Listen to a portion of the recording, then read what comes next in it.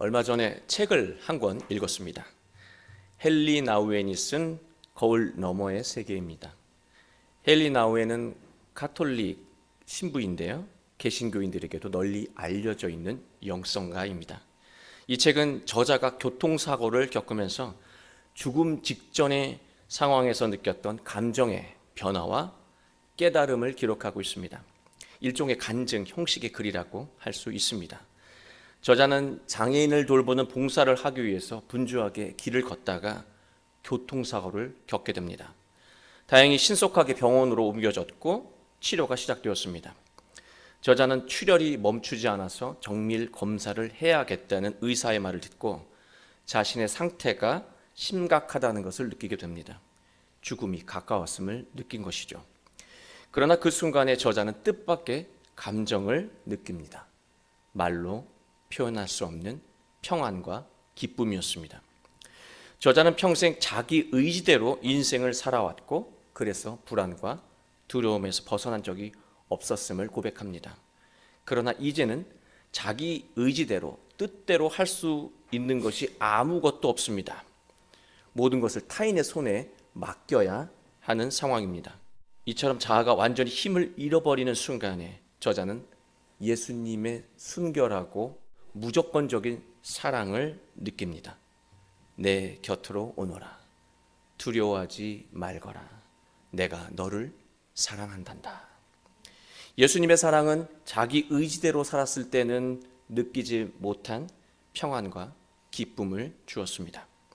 헨리 나우엔은 뛰어난 영성가였지만 죽음에 직면하고 나서야 지금까지 무의미한 일을 위해 갈등하며 살아온 자신을 객관적으로 보게 되었고 자아가 비워지는 순간에 주님이 주시는 평안과 기쁨을 경험하게 된 것입니다.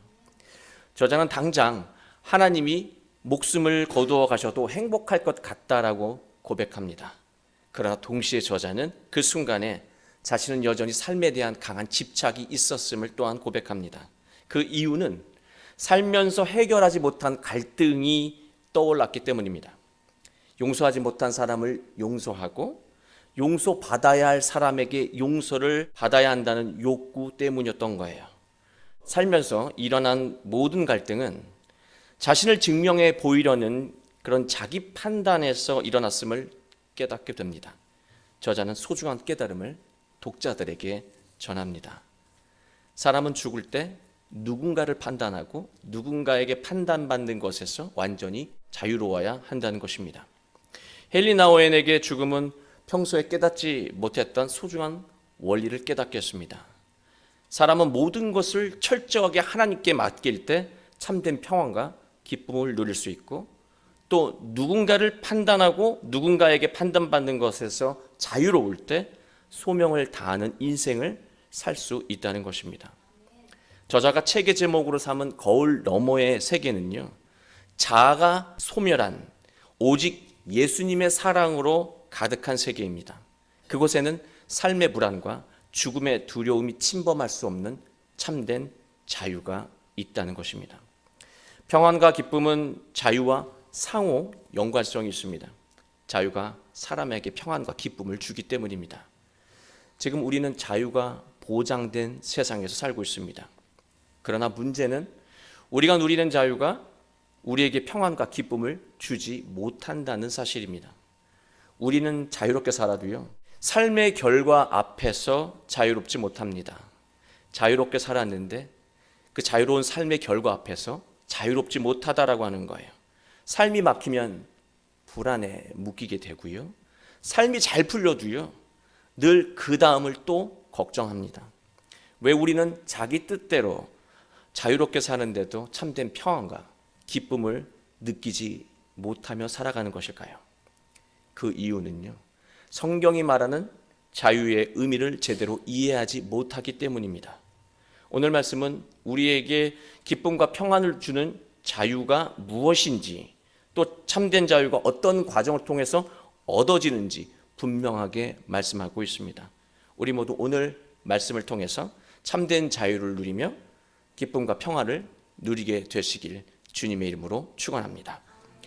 요한복음 8장은요, 가늠하다 붙잡혀온 여인이 율법에 따라 돌에 맞아 죽을 상황에서 시작하고 있습니다.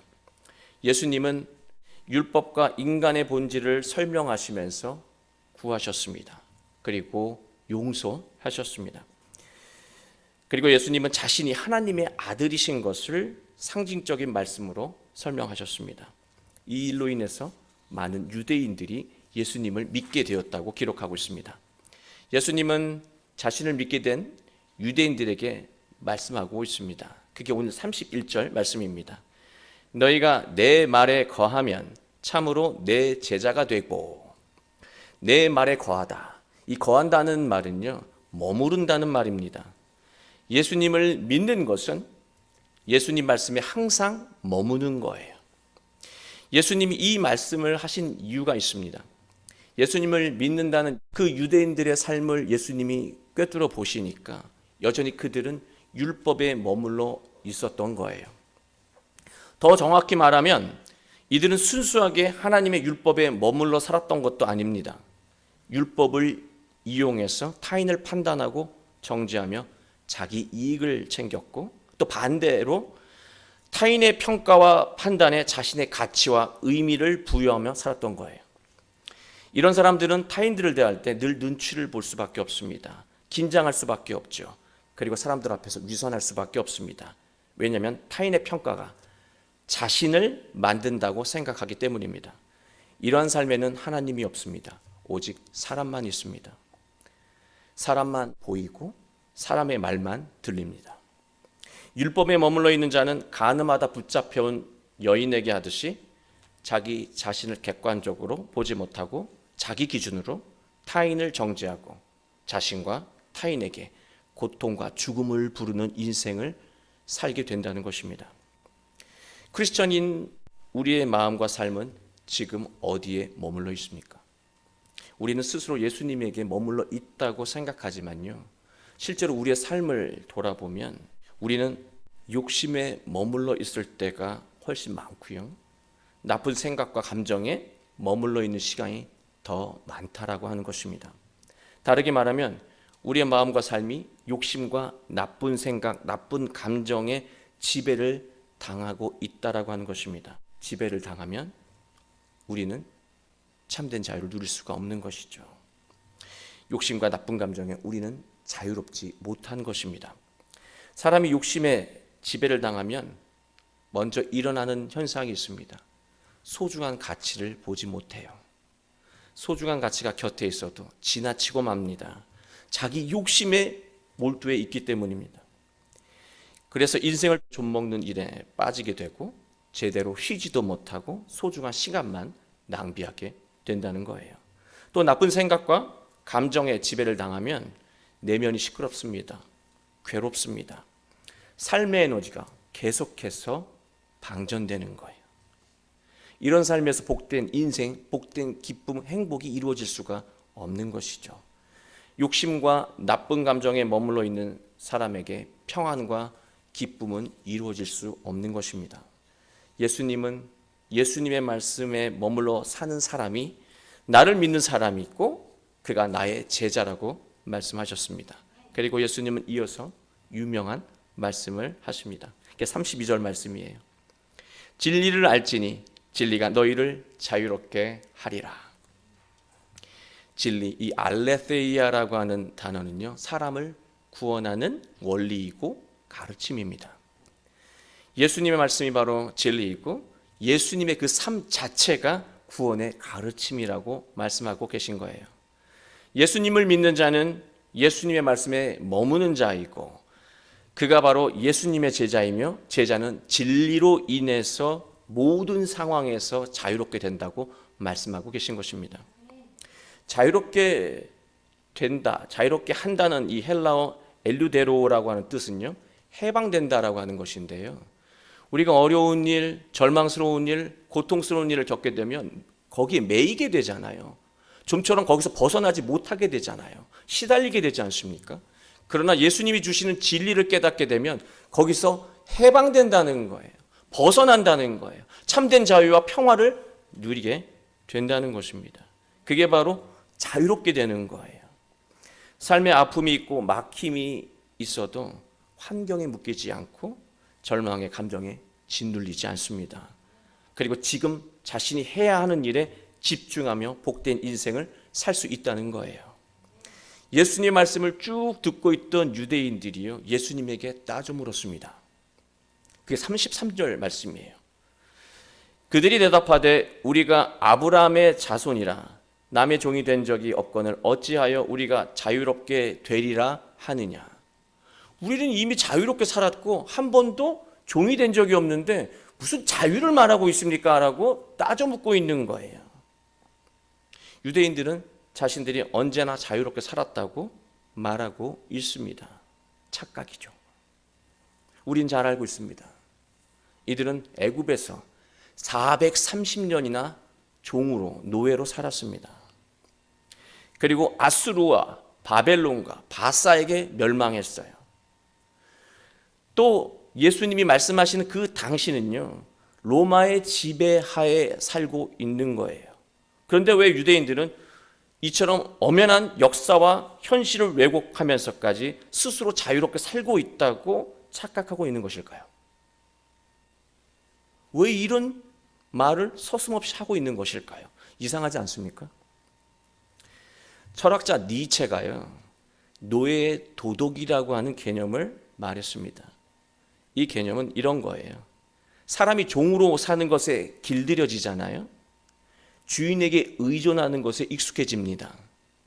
무조건 주인에게 의존하는 거예요. 그게 익숙해져요.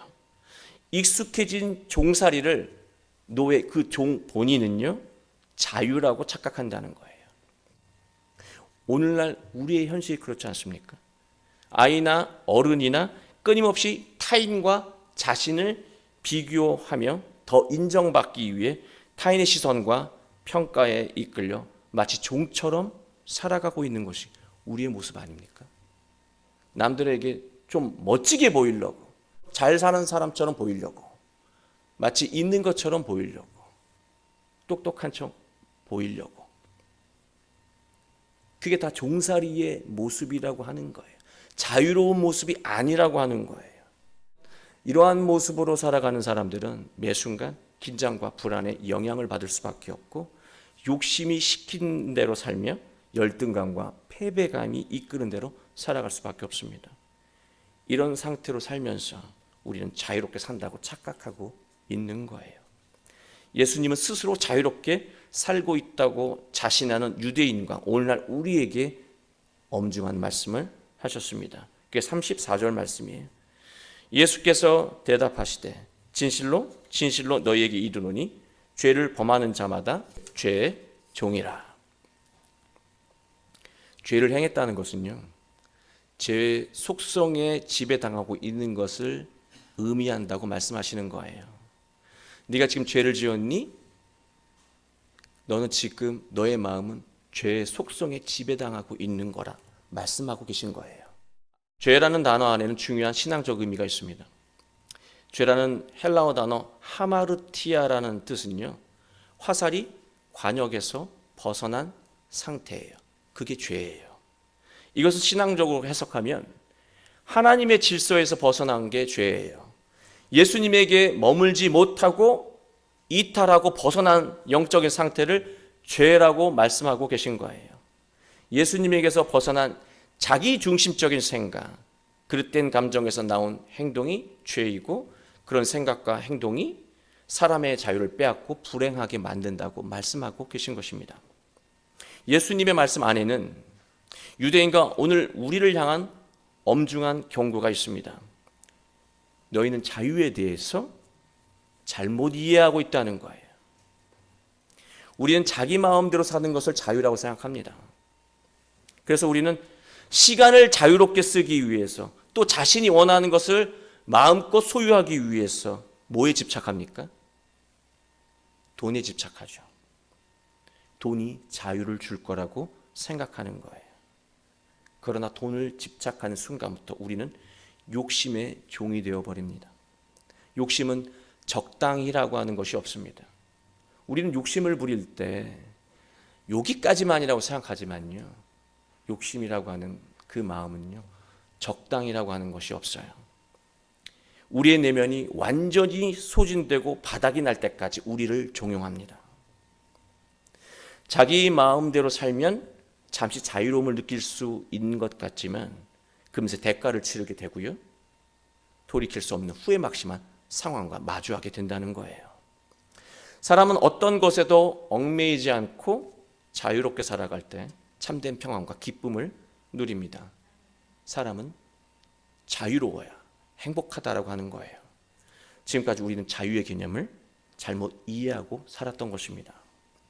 자유는 자기 마음대로 사는 것이 아니라 진리이신 예수님 안에 머물러 살아가는 것입니다. 그래야 어떤 것에도 얽매이지 않고 묶이지 않고 살아갈 수 있다라고 하는 거예요. 진리이신 예수님을 믿고 예수님의 말씀 안에서 생각하고 행동하는 사람은 삶의 모든 불안과 두려움에서 벗어난다는 거예요. 참된 자유는 생명력 있는 삶으로 이어집니다. 생명력 있는 삶은 복된 열매를 맺게 만들죠. 결국 참된 평안과 기쁨을 누리는 인생을 살게 한다는 거예요. 인생의 복된 열매와 참된 평안은요, 예수님 안에 머물 때 가능하다고 하는 것입니다.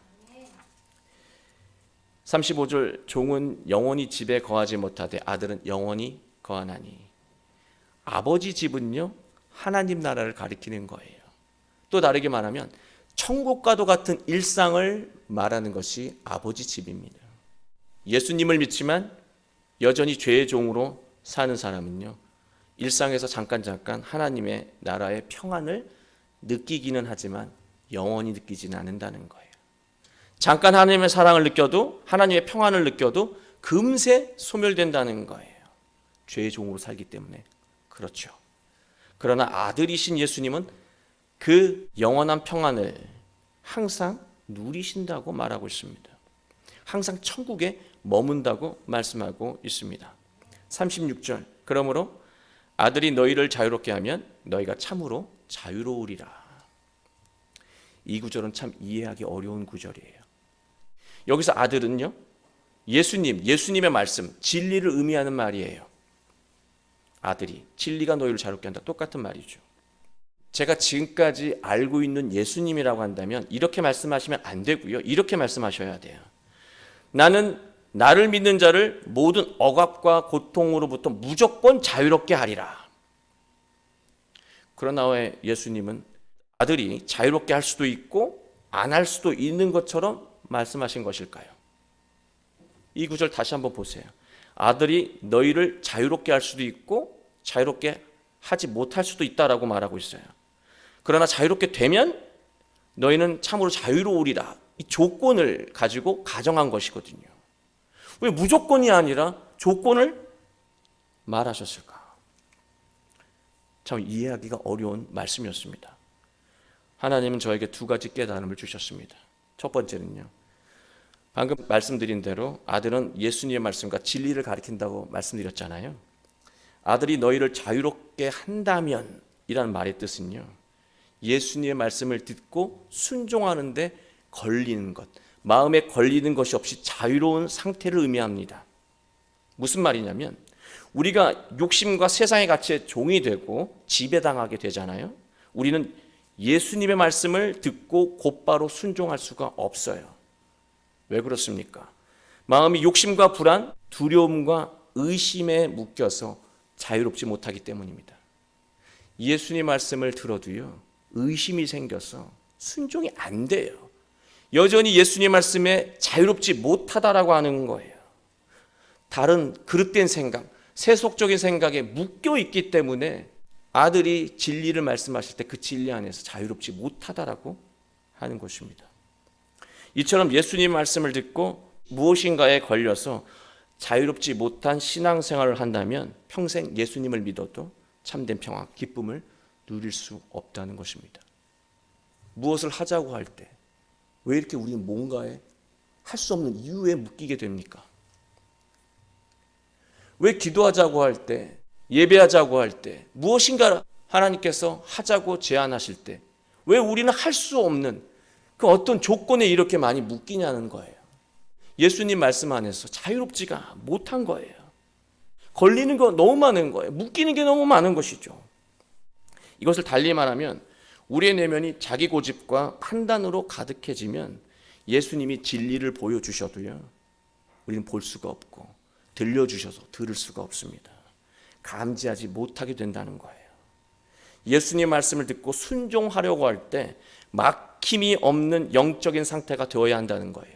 이 말씀이 주는 핵심이 바로 여기 있습니다.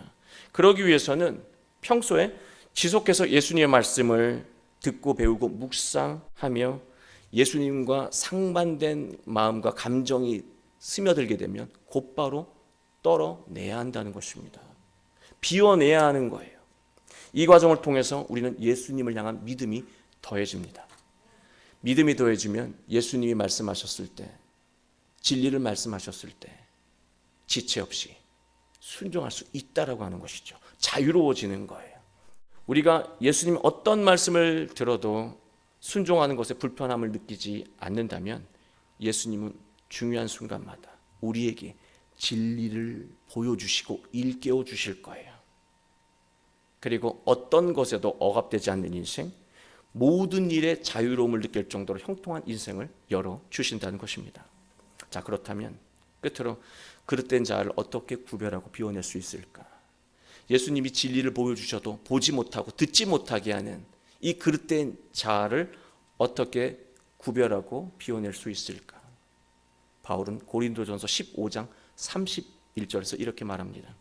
형제들아, 내가 그리스도 예수 우리 주 안에서 가진 바 너에 대한 나의 자랑을 두고 단언하노니 나는 날마다 죽노라.